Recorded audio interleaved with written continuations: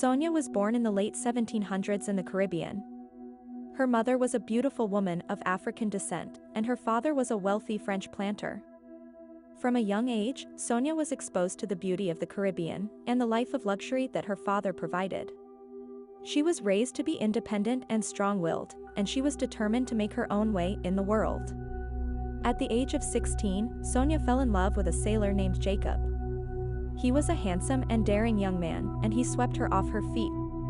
Jacob taught Sonia the art of sailing, and the two dreamed of sailing around the world together. However, their dreams were dashed when Jacob was killed in a storm at sea. Heartbroken, Sonia quickly turned to a life of piracy. She quickly became one of the most feared and respected pirates on the high seas.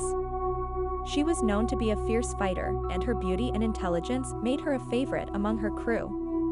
Sonia and her crew roamed the Caribbean, raiding ships and making their way to the New World.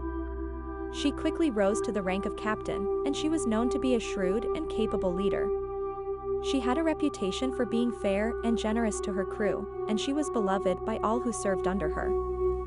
Sonia's career as a pirate was full of adventure and romance. She fell in love with a handsome Spanish officer named William, and the two had a passionate affair. Though William wanted to settle down with Sonia, she refused to give up her life of piracy. In 1820, Sonia and her crew were attacked by the Royal Navy. Though she fought bravely, she was eventually captured and sentenced to death. On her last night alive, she wrote a letter to William, telling him of her love for him and her admiration for the life she had led. On the day of her execution, Sonia was unafraid.